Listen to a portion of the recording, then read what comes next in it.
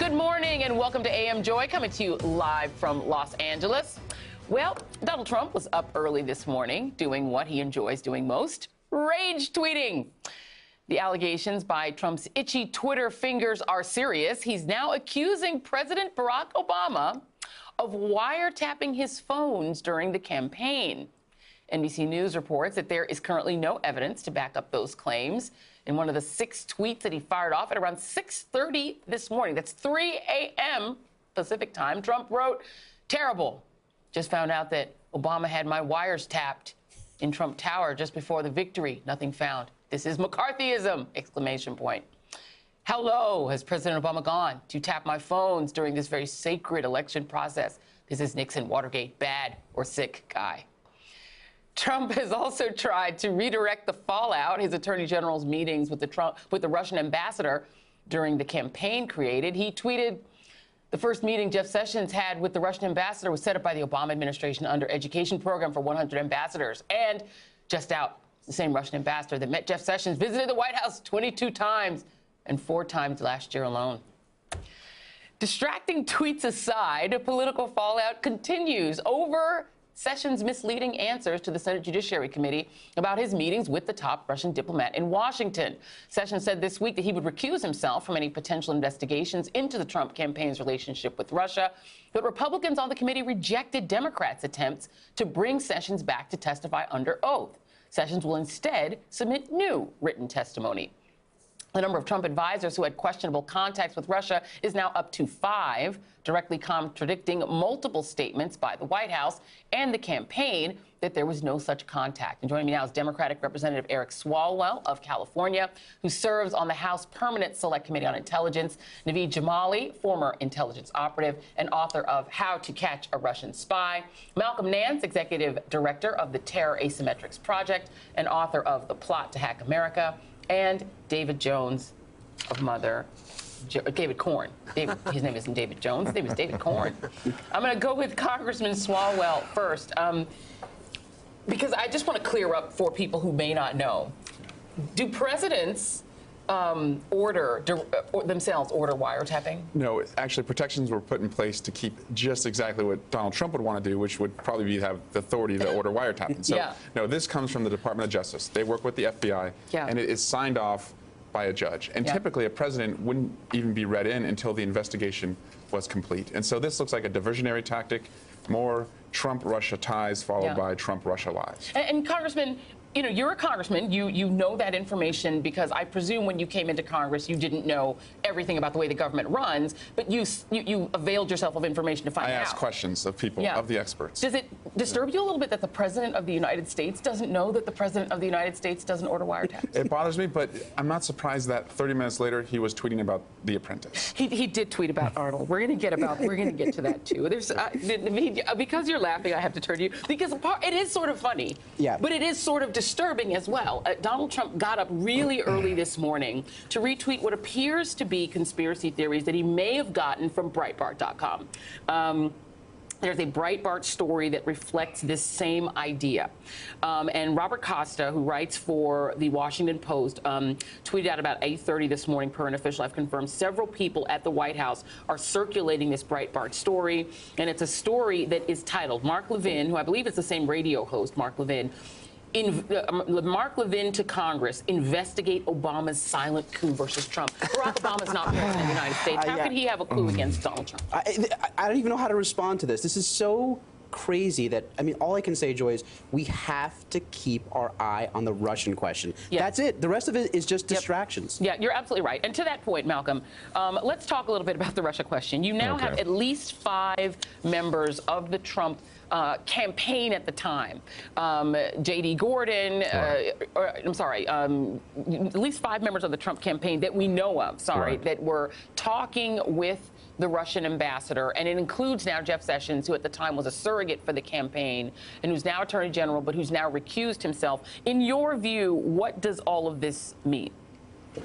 Well, you know, all of this goes back to the fundamental question which has not been answered, which there appears to be a lot of dissimulation going on in order not to answer this question. Why? Why were these people in communication with Moscow or the representatives of Moscow at all? And it can only come down to one of two things, because they're clearly not just innocent, right? I mean, these were not part of their everyday duties. They seem to have a vested interest in a line of communication with Moscow. And in my world, that only comes down to one of two things: money or espionage. And let's take espionage off the table right now. We know that there's a lot of money here. They believe that Moscow is this giant font of cash. But if I could just touch for a moment, Joy, on the question of the wiretapping. I've been involved in a lot of very advanced collection operations in my world.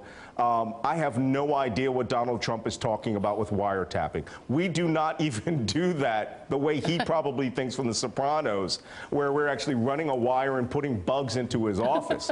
This is very dangerous, because the people who would be tasked in justice, if there are any questions coming from the White House starting today or any time in the foreseeable future in how they actually do collections, it means that they're preparing for a cover-up, because they want to know how they're actually getting this information. This is what happens when a target starts getting buggy, because he knows that he's caught.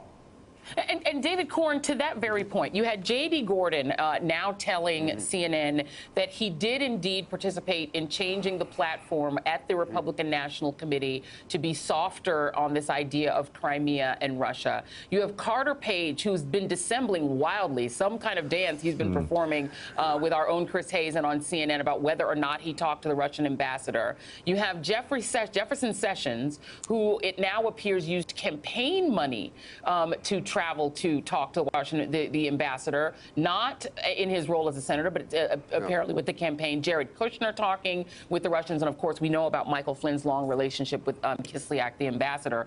What does this add up to you? You've been investigating this for a long time. What does it add up to you, David?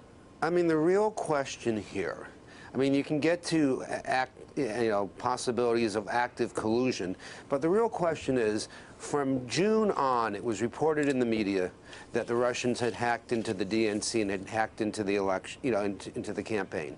From August on, Trump himself and Michael Flynn were briefed that the intelligence community had come to that conclusion. In September, Clapper says publicly he believes it's the Russians. In October, the government puts out an official statement saying it's the Russians. So if any point in that time frame you have anyone from the Trump campaign talking to the Russians, and A, they're not telling them to cut it out, or B, they're telling them, hey, you'll get a better deal with us, that means they are encouraging the Russians to continue with this assault upon American democracy. That is, in my mind, game, set, match. If they knew the Russians were messing around in our election, and they were doing anything to encourage it, forget about telling them not to, then they are guilty by association at least, and it can get up even more damaging than that. And that's what I think they're running scared of. And Donald Trump, I mean, he made the argument this morning that we need a full accounting, a public accounting of what intelligence collection was being done on him and what they found out. And as President of the United States, he has access to that. Every White House reporter should be demanding today at the White House, he should be calling everybody in the press office, well, what's the proof for this? Donald Trump can have it as president. And to come to you on this really quickly, we believe that there were FISA investigations on at least some of these people already going on. Presumably Donald Trump would know that. He could find out quite easily. He just has to ask. Yeah, he just has to ask. And he can tell us. He can declassify any piece of information in the government. He has that power. And even if there were, in theory, wiretaps on Trump Tower, which him disclosing that makes it sound as if there was something nefarious going on in Trump Tower and he's letting us know. But if it were, he would have access to that information. Absolutely. Look, again, Joy, look, we know the Trump platform, which has been very pro-Russia. We suspect, I think with a high degree of confidence, that there are financial ties to Russia. The only question is in the middle. What was the actual substance of those discussions with the Russians? Was there collusion? Was there, a quid pro quo? That is the part that we need to have an answer for. Yeah. And I think that, look, The good news is we know that those conversations were recorded. So there will be an answer to that. Right. And we just, as the American public, we need an answer to that. And Congressman Swalwell, I want to come to you on this because this does become an issue for Congress. I mean, I think a lot of Americans have been perplexed by your colleagues across the aisle, seeming unwillingness to address this issue in the committees. They were very vigorous when it was Hillary Clinton. Talking about somebody who's a former member of Congress with you, Jefferson Sessions. In July 18, this is the quick timeline, he speaks with Ambassador Kislyak at a Heritage Foundation event. In September, Sessions has then a private meeting with Kislyak. Now, by this time, Harry Reid, the former Senate Minority Leader, had already sent a letter to the FBI, to Jim Comey, saying something is really wrong here on August 27th. He'd already done that. And in September, you already had Carter Page resign. You already had Manafort resign. So they knew there was hacking going on. But he has this private meeting, which he doesn't remember. Then on January 10th, he's questioned on Russia during confirmation hearings, lies about it. He recuses himself on March 2nd. Will Congress ever investigate this? We have to. And so Elijah Cummings and I have the bill that calls for an independent commission to get to the bottom of what happened, which American persons, if any, were involved, and what we can do to make sure this never happens again. We have one Republican who's signed on board, Walter Jones, and he was the first one that spoke out against the Iraq War. So he's a man who can put country over party. We just need a lot more if this is going to go anywhere. And that's the thing, Malcolm, is that you don't have a desire. I mean, you had Paul Ryan, the Speaker of the House, get up and definitively say to cameras on the record that they have no proof that any American was involved in talking with the Russians about hacking. He made that definitive statement, and he committed himself to it. So what are the chances that his colleagues in Congress are going to investigate? One of his deputies, Kevin McCarthy, went on Morning Joe, says that there should be recusal, and walked it back. Well, they should be very, very careful about exactly what they said in the past and what they're calling for now. There may not have been any proof that was in his hands at that time. And coming to that point, I want to touch again back on this claim about the wiretap. The President of the United States is the ultimate authority. He is commander-in-chief. But if he was the target, they do have the right to withhold information from him. He does not have a need to know on a counterintelligence investigation if he is actually suspected of doing activities. And the people who would be doing this, it would be a very close hold thing, maybe 1, 2, 3 people in the United States government.